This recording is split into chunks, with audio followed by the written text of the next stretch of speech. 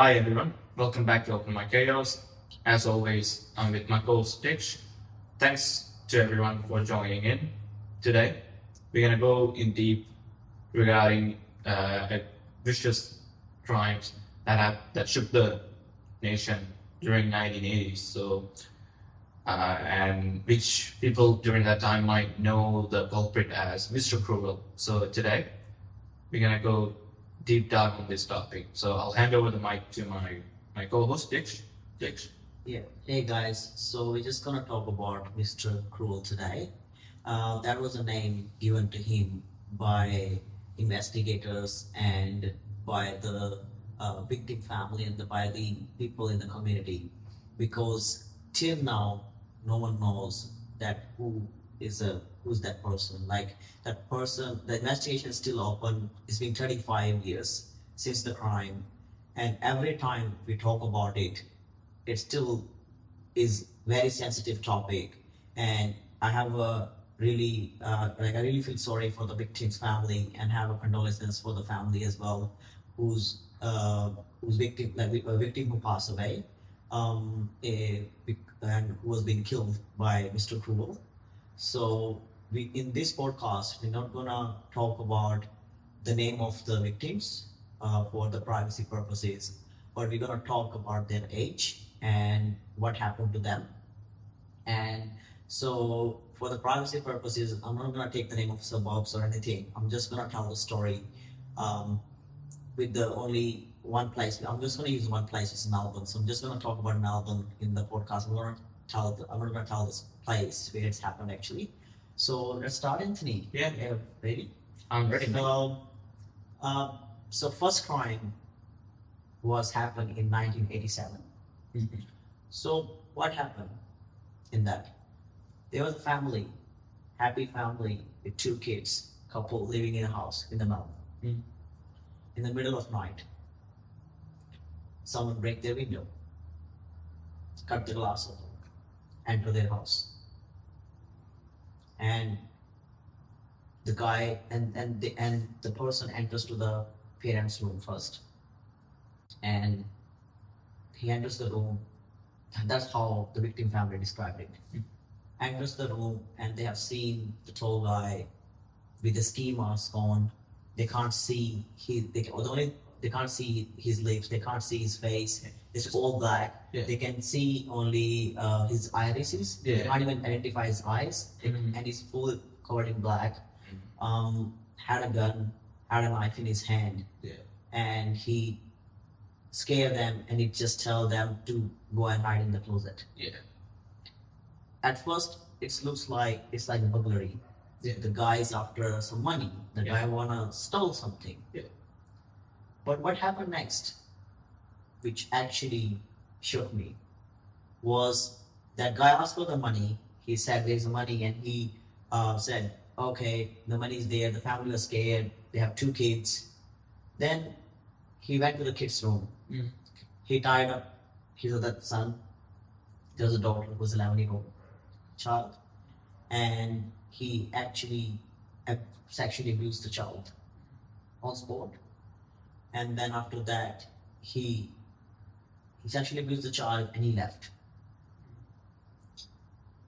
This kind of crime must happen in the past, but not to this intensity that someone would come to your house, rob your house, and then sexually offend your kid and left.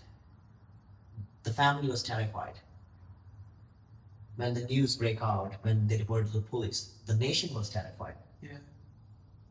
It's really sensitive to like. Actually, I'm still having goosebumps when I'm talking about it, Anthony. Like, I'm not gonna lie. Yeah. Like, It is a scary. it's scary, like to know about being a parent. You know, Yeah. that's terrifying for them. And yeah, it just they didn't go seeking for trouble. It was just unfortunate that I don't know how it might have targeted them. To be honest, that's the other thing, and also it's really scary for us. It's a nightmare for any parent because basically, like a place that you normally feel is safe is your home, Yeah. and even then, a moment like a a really cruel or bad, like a really a really bad person can change everything and scar their life forever. So it's just really bizarre, to be honest. Yeah. And I thought like it would stop there, but it didn't. So in 1988, he did the same. So he went to someone's house, then he actually went to the kid's room, then actually offended another kid of the family. Yeah. Same pattern, burglary, same weapons, scared the family, then sexually assaulted the kid. And this happened again in 1989. He did it again. So it was three victims out in the community Yeah. who have been abused by him. Yeah. In 1989, he did something different. Was that he actually kidnapped the child. He actually kidnapped the child. He took him somewhere, and he actually offended he actually sexually offended the child for 50 hours. What the victim have reported was that he actually used to cover their eyes with duct tape, and he used to take them somewhere which way they don't know. In 1989, the offender was saying that he can hear the planes.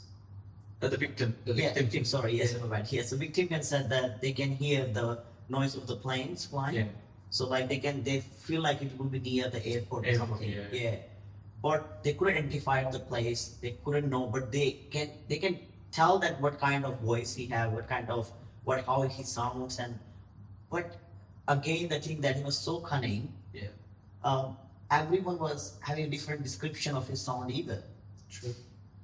Like, and then in 1989, the victim was able to identify a few things, but the evidence was not enough to put someone under the radar and say that, oh, this is the Mr. Krugel. You know what I mean? Yeah.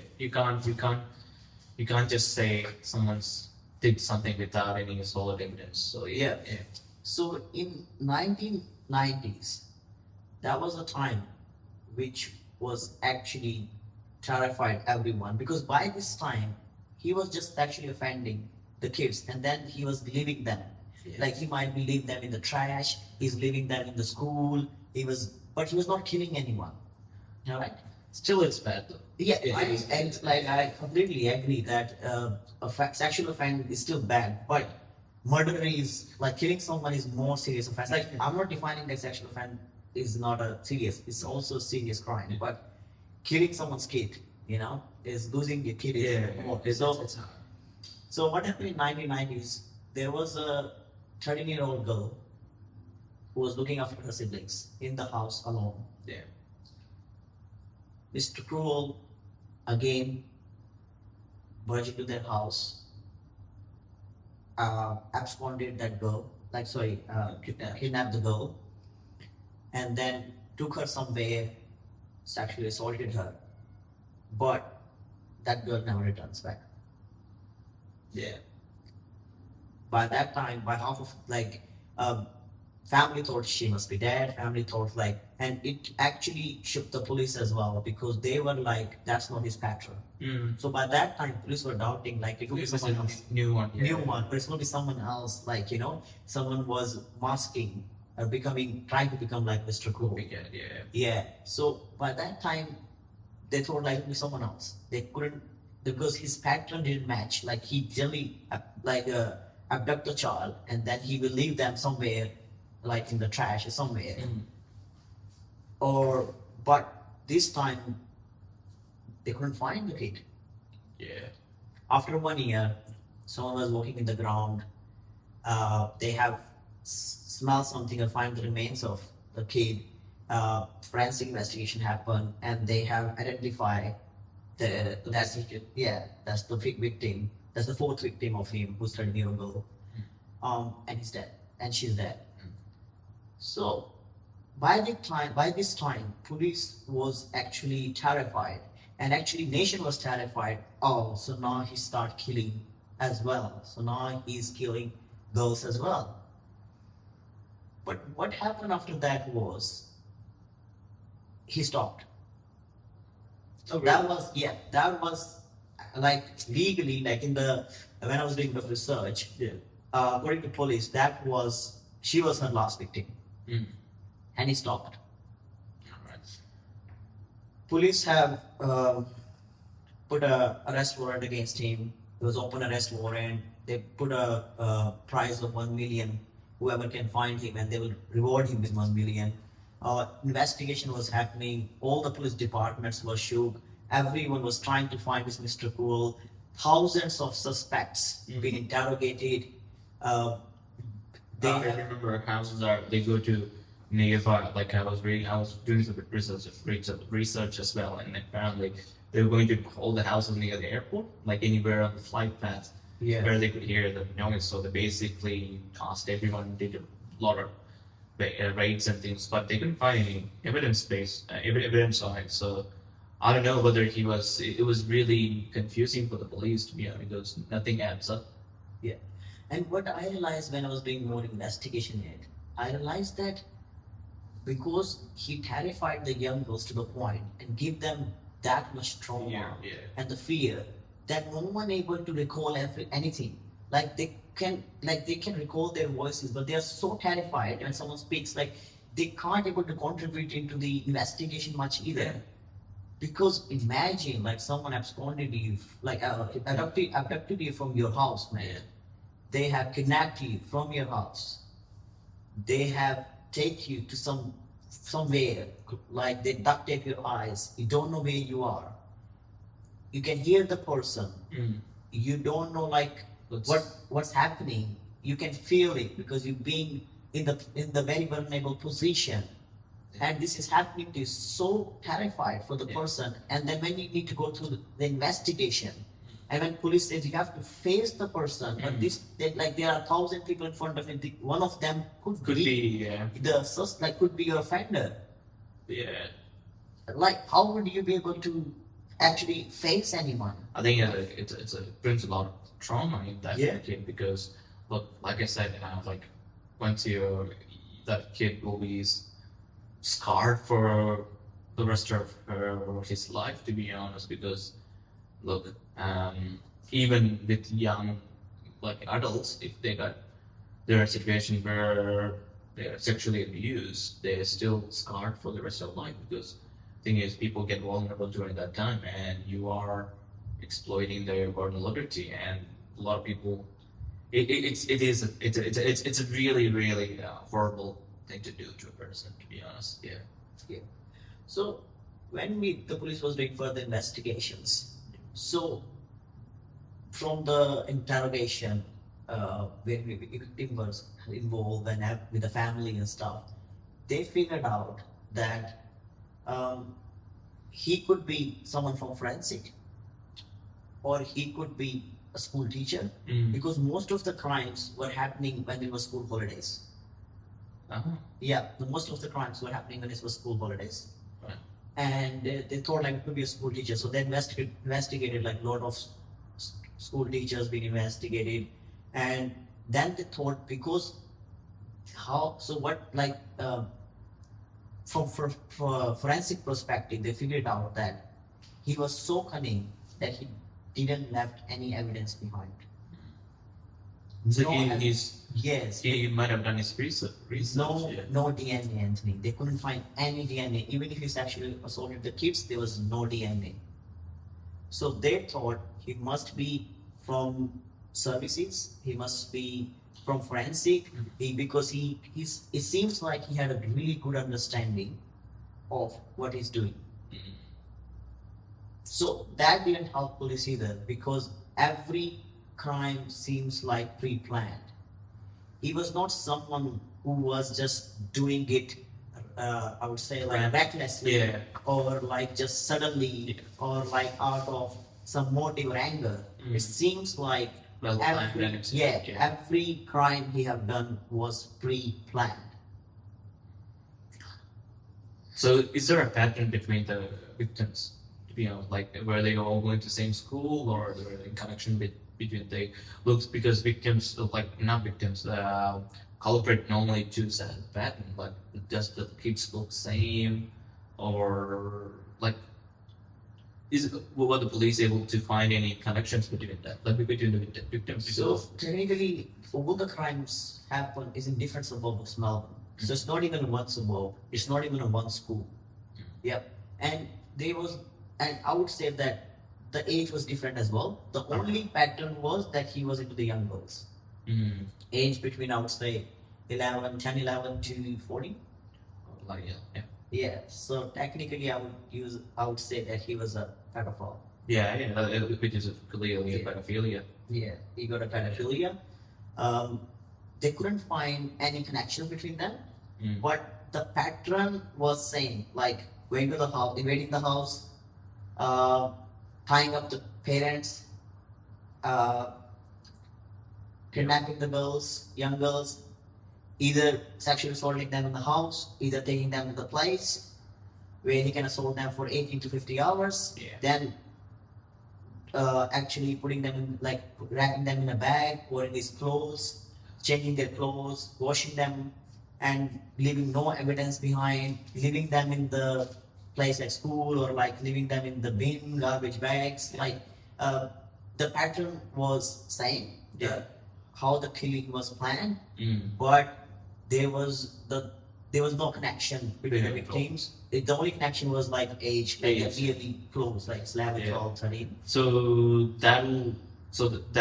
so if it's like a school teacher, like I was thinking, like Yeah. the school teacher or someone, they might have picked the targets from their own school, but saying that if it's really planned executed, you don't want to, like imagine like 4 or 5 kids getting like molested in the same school. That means the crime the culprit is in the same school. But I think so. He might have picked accordingly just to avoid the suspicion, but it's just bizarre.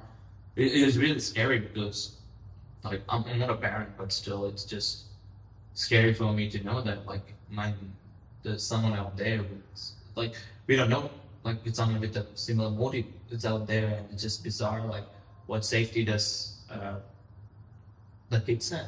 Because I know there's a rule like if someone is accused of pedophilia, you can't go like 5 kilometers next to them, but 5 kilometers not that far. No, that's not. And And the other thing was about him was that till now police are searching for him, yeah. and they are How old do thinking you reckon he might be when he was committing the crime? Like what's the age description of the culprit? To be honest, they were saying that it could be the young guy, but there's not much description regarding because of his voice. They can say that he must be adult. so Like in 1980s, let's say if he's 30, he could be still alive in his Yeah, 60s or 70s at the moment. they, So this fella is still not there. there's That's- no doubt in that he could be still in the community. Yeah. Some experts says that there's three possibility that he have migrated somewhere else Yeah. because they haven't seen any crimes After that, yeah. after that, or he Or also, maybe the parents are too like you are when you come out of when you report this. Look, it's not an airtight system we have at the moment. So the police and everything, it goes to the media and things. So look, the crime might have happened, but the thing is, the parents and family might have suppressed this because at the end of the day, it's your child's safety and future. Because imagine like they are smart, but sometimes the parents might think it's better not to report because it's gonna ruin the kid's life. and there's a lot of people Because- unfortunately Yeah. like I would say everyone should report it Yeah. because it's a horrendous and it's like really a severe crime. Yeah. But in a lot of cultural, like a lot of people have their cultural beliefs, and I think it's not cultural belief at all, Diggs, to be honest. I think as a parent, like something happened and you could go on that, but some parents think, oh, look, it happened, let's move. Like I'm not saying that it's a good thing, but some parents like it. My main priority is to recover my child from this thing, and probably therapy and things like that, and maybe secure a good future because most of the kids who encounter those things end up in addiction and things like drug abuse and things becomes a big common fact. big factor back in after during their young teen life because they went through this horrendous experience which scarred them forever. So actually, yeah. So I think that a lot of parents doesn't want to come out of that because of the after effects. Because imagine your child's photo or like yeah something going around like and with the police and the media talking about this. It's not. I know you can suppress the information, but it's not an airtight system. Yeah, Unfortunately. And thing is, we are there's a lot of similar situations now. To be honest, recently in Melbourne, I think that there was an age child like I think it was in a I believe it's a preschool, not preschool. Kid, what do you call 3 to 4 year old kids go to childcare. childcare. That's the word. Yeah. So I think the childcare worker was caught because of the pornographic things that he took of the kids and things like that, which is bizarre. Yeah, it just recently happened. Yeah. I read So- about that too, actually. And the thing is, there's a suppression order on it, so it's really I'm really annoyed with the fact that the system that meant to protect people and serve justice is actually the one who preventing justice because this this person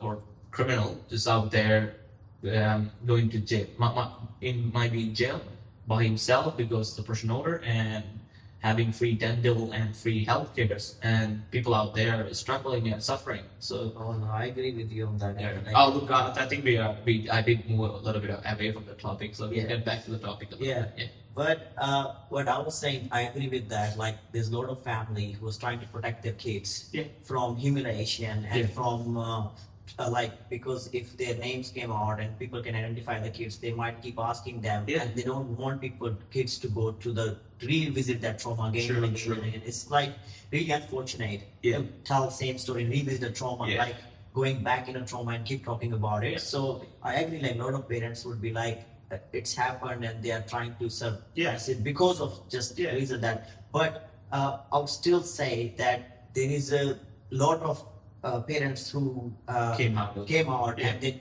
they had that courage and they just want justice for their kids. Yeah. Which is like that's how we know that This happened, yeah. this happened, and that's how we know about Mr. Cruel. Yeah. The other thing which was like surprising me about him was that it could be a possibility that the crime must going on, like he must be doing the offenses, but he must have changed his pattern because he was so cunning. Like if they couldn't find any kind of DNA or anything, he must have changed the pattern of the crime because see every year lot of sexual assault, lot of cases being reported in the police department, Yeah.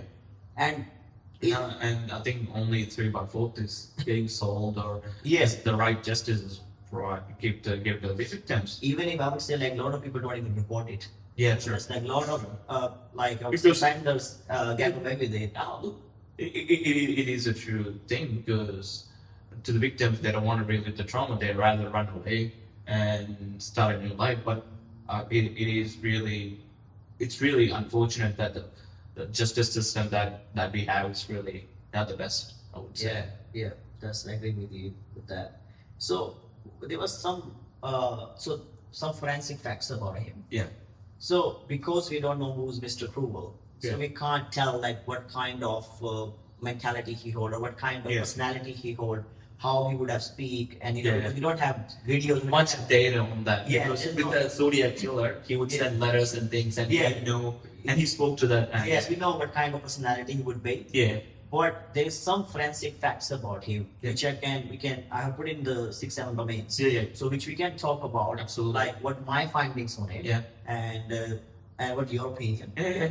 So I might be wrong because it's from some experts' advice, some experts' data I've researched, Yeah. and it's from some newspapers, Mhm. yeah, and it's from police departments what their findings are. Yeah. So they have realized that we'll talk about organized offender profile. That's Have you heard about that? No. So, organized offender profile is like doing a crime in a certain pattern Mm-hmm.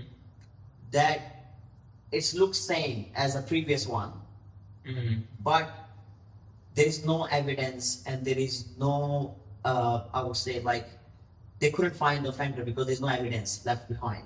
So the experts believe that before doing a crime, he must be stalking his victims. Mhm. I think that's a common pattern with a lot of serial Yeah. killers. To be honest, I think I was watching a documentary and they were like, I think there was I don't know which, I think it's in America, and there was I think this guy was getting capital punishment and about to get like capital punishment, and they the interviewer said, "How do you pick your victims?" And they were like, "Yeah, I stalk my victim for nearly 2 to 3 weeks." Or merely more than that, 2 or 3 months, going and seeing and creating a pattern so that they know what's the routine, who all the people are they go with. Because sometimes they said that if this is some individual, because they don't like like unpredictable things. Like imagine if you have a friend who comes quite randomly without a pattern, like that's a big issue because that means they can't prepare because and they'll move to a different thing. You know what I mean? Like they don't like unpredictable things. They have someone who goes to like imagine a person goes to work, come back, goes to work. It's easy to target their pattern, but someone who just go berserk and have random people and it's really not gonna help. So that's the thing. I think like I said, most of the serial killers that's that. Yeah. Yeah. So same. That's what I'm saying. Like family with 2 or 3 kids. What time they're going to the bed? What is the best time to enter the house? When his child will be alone? How he can actually tie up the parents? How he can put them in a vulnerable stage where they can't able to help the child? How he actually kidnapped the child? Everything seems like he have pre-planned it. Studied about their routine, studied about their pattern, and then he actually implemented that in his crimes. Because they all look same and there's no evidence or anything. And in one of the crimes, the family was saying that he actually ate in their house. Yeah. He actually ate. What he used to do to actually divert the police was like he used to make the phone calls. So like for example, the first crimes, that's what he did. So he actually ate the food and then he made a phone call. Like for example, he'll like have a script. It's most of like he had a script ready for every crime to just divert them in different directions. Like he must be calling his friend and saying that, oh mate, so you're having a party in that area, I'll come and see you. So police will be searching for that party. They will be investigating all the people from that party. Yeah. But the victim is not there. But he knows about the party. Criminal is not there. But he knows about the party. Yeah. So I think it's sending cops on a chase. Never ending road. Yeah. Yeah. So that's what he used to do.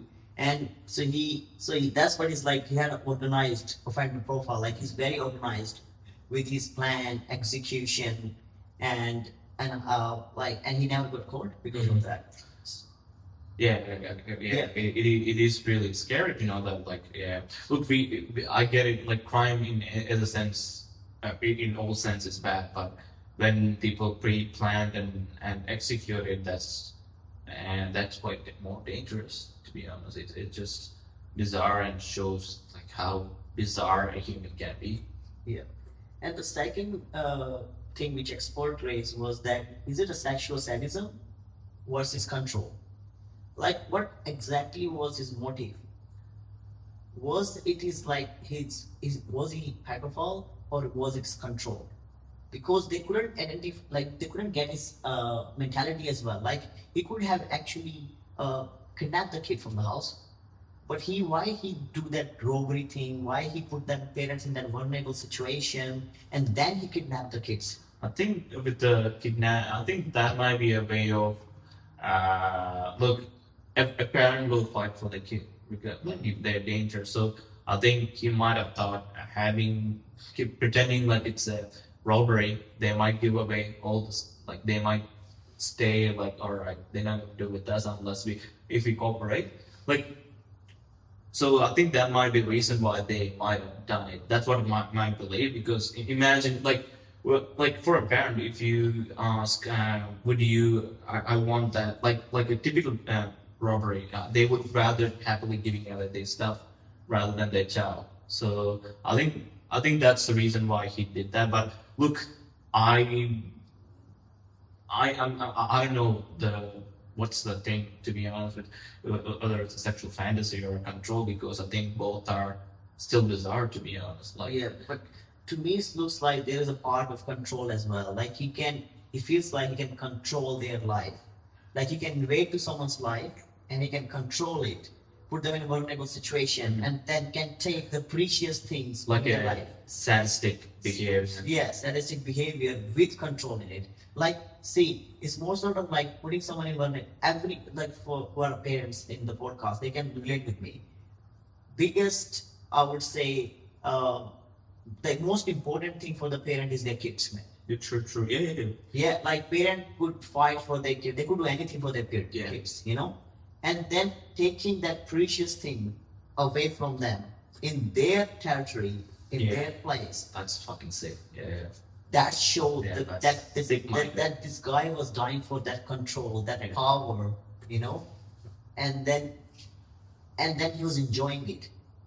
Yeah, I think that's a really sick person, to be honest. If And what actually made me more, I would say, like it's made me more sad about was like that person is still out in community, or we don't know what where he is, you know. yeah, the thing is, if you like, so 1980s, that's like 30 years ago. So even if that person was in the 20s, it's 50, Yeah. and he's still. And if you look at like a 50-year-old right now, that person is capable of committing a lot of crime. There's possibility. And the thing is, I know people are pro aware of these things, but there are kids are really vulnerable. They will go anywhere they want. Like I think the social experiment with kids safety and things, and they found out that 80% of the kids fall for those traps. And Not 80, 95% of the kids fall for the trap. They will say, like random, like there was an experiment in, I think, Netherlands or somewhere, where a stranger would come like, "Can you help me pick my kitty up from the tree?" And all the kids went. It was, look, the thing is, kids are really, they are really, how to say, innocent souls, so they don't realize it and they fall victim to it. To be honest, I think. and then while we're talking about his control thing, so which actually shook the police was like, they put the police in dilemma that why he killed the last victim. You know, when he was getting away with all of that, without killing someone, why he killed it. But a lot of experts say that he must have killed the last victim because last victim would able to identify him. Like that he must have missed something, and that kid must have seen Something. or like kid must have fight him back.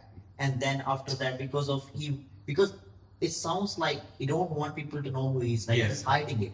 And he was having the same pattern, and he stopped after 1990. Seems like he was terrified after he was killing someone, realizing that it can happen in the future, and someone can actually identify him. Yeah. And I reckon that was this.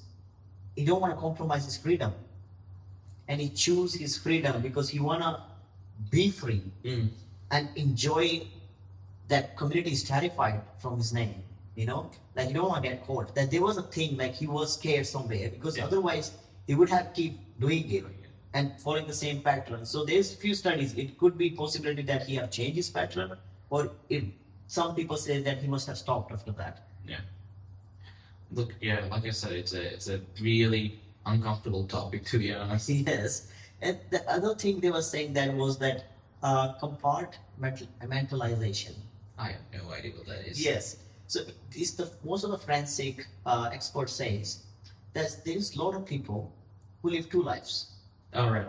Yeah, gotcha. So they have that they One persona and the other persona. Yes. So they actually able to maintain their job normally. Mhm. They're having a good relationship around their family. Family and things. They might have wife. They might have kids. Kids, yeah. They have good routines. Yeah. And then they have another personality Yeah. where they are able to commit these severe crimes, which is separated from their normal behavior. And we have seen in the past as well with a lot of serial killers. They do have a, like, when they get caught, the neighbors or the people will be like, "Oh, I never would thought he would do that. He was a gem. He was the pillar of the community, and I think that's where it's really bizarre. Like people that you know, might who's the lucky friend or not friendly guy or the lovely person might be that that bizarre human who did all this crime. So it is scary to be honest. Yeah, yeah, yeah. Yeah, so like they are, and they have this personality, the true split personality they have, and they keep living in that personality for years and years and years, and no one ever identified. So they are thinking that he might have that as well, because Yeah. that's why he was still unidentified, because he must be living a life, Double life. Yeah. double life, which people couldn't even think that he could be a offender. Yeah. He could be an offender. He could have done that. Yeah, true.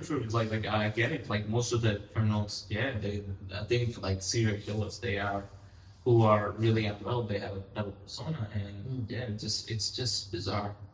And there was another thing, I would say that there's a lot of people who have a cognitive distortions, and they have that distortion when they are pedophiles. So what they do, do you hear about that? No, not really. So- I'm curious. So what they do, they, because if you did a crime, Yeah. you will have some kind of guilt, True. So what they do, they rationalize their behavior. Uh, So Yeah. they rationalize their behavior by not getting emotional, and they see that victim as object. So for example, like if I give you a Rubik cube in your hand, mm. if you're playing with it, you will be rough. Yeah. You can do anything. You Yeah. can throw it on the floor. You can do anything. You can break it in. Yeah, you can 100 open it pieces, up, Yeah, yeah. open it up and stuff. So they actually make that. So they actually rationalize it as object and treat the person like object, not a human.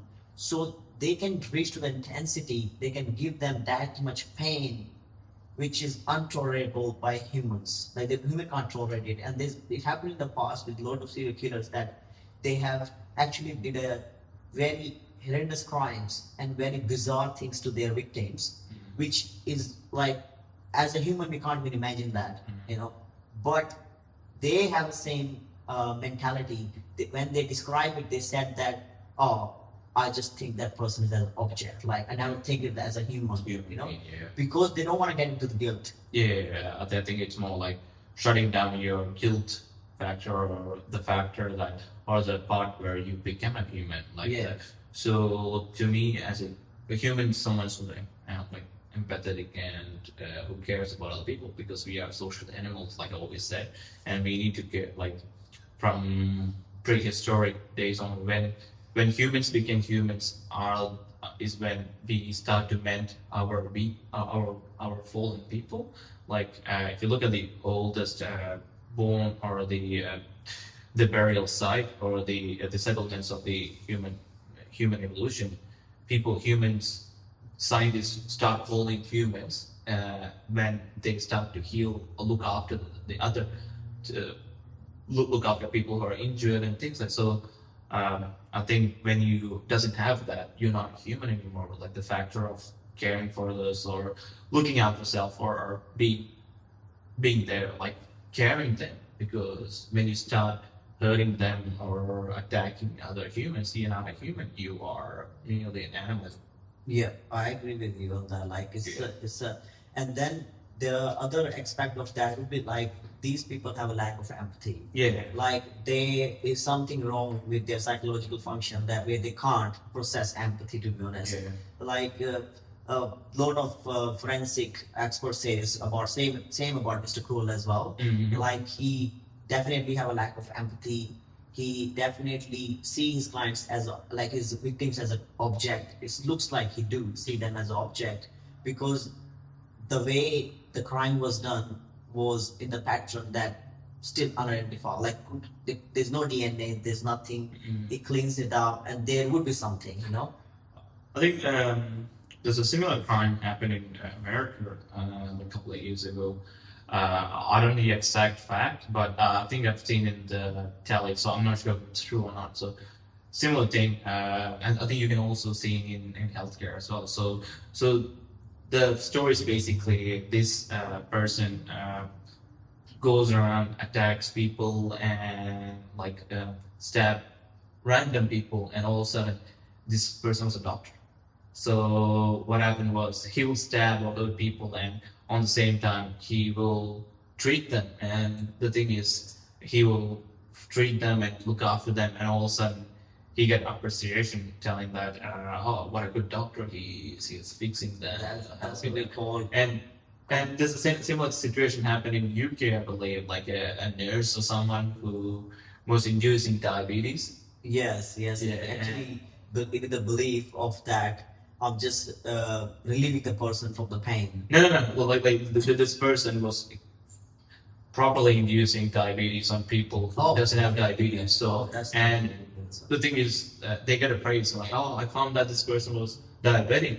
So the praise of that appreciation of others giving to the person, I think you never know how sick someone is, to be honest, until they get to know, like people in our society. The thing is, people are good at filtering it out.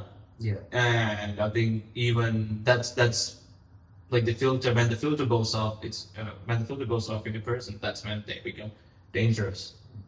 And I was actually watching an expert video Mhm. on pedophiles, Yeah. like what kind of mentality they hold and how they end up Yeah. doing these crimes, like who are repeat offenders. Yeah. So they were saying that some offenders have presented fantasy-driven behavior. So you know how how our mind works. Yeah. So like if some people like for example, you love cars, Oh yeah. all right? Yeah. If you love cars and there's a specific car you want in your life, and you are really into that car, Obsession. Yeah. yeah, you get obsessed with it. You start watching their videos. Mhm. You will start fantasize about it. Like if I get the car, I'll Yeah. drive like this. Yeah. Yep. Yeah. And then if you are like if you love the car that much and you have already fantasized about the car, Mm. imagine doing it every day on repeat. Having a fantasy Yeah. about that car every day, and then one day you see that car, and you got an opportunity To have that car. to have that car. Mm. Your mind will actually divert you towards that car. Yes. So they were saying that there's a lot of people out there Yeah. who actually fantasize about their victims, and they were saying that this, like Mr. Cruels, Mm. must have that kind of behavior as well, Yeah. because there was no link with the victims, and he's choosing them randomly. Yeah. So, and he was doing bit of, it seems like he was doing bit of research on them and stalking them. Mm. So there would be a possibility that he would be having a fantasy-driven behavior. Like he must be fantasizing about the victim, and he reached to that obsession, Yeah. and he planned it and then do it. Like it's a possibility. Like, I'm not saying it could be the reason, but I'm saying there is a possibilities out there. I think it's just quite creepy, to be honest. Like, but look, I get it. Like it is there. Like yeah, no, it's really a sensitive topic. So Yeah. look, I like yeah, fantasies can actually. So there's a saying that I read in a book called Law of Attraction. Yeah. So whatever you want, the world will provide you.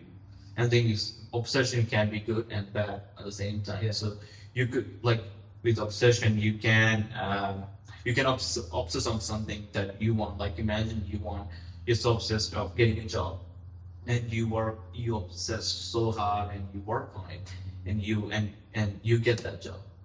The same thing with the crime. You're obsessed on stealing something. You're like, yes, I'm obsessed on bank robbery, and there's a chance that you will tend to be bank robber, because the mind and subconscious mind is a powerful tool. Yeah. And this I believe like what our conscious mind does is only 5%.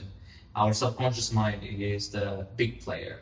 Yeah. It provides or navigate our life in 95%.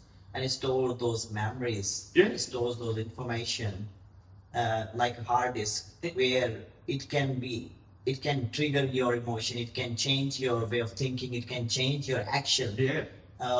And anytime. Like and to be honest, if someone asks me like what's the most powerful thing in what's the strongest or most powerful arsenal in in you, and I would say my mind and my brain, because all these things to be done and we could do is because of the brain. And brain, people doesn't look up, like people get stigma around it, because I believe that early intervention with those things are really important. Like there's a research going they done with kids, and they could find out that a lot of kids at young age can present with symptomology of antisocial and narcissistic personality disorder. And basically you can actually change or can prevent from that from developing. So the factors they looked was environment.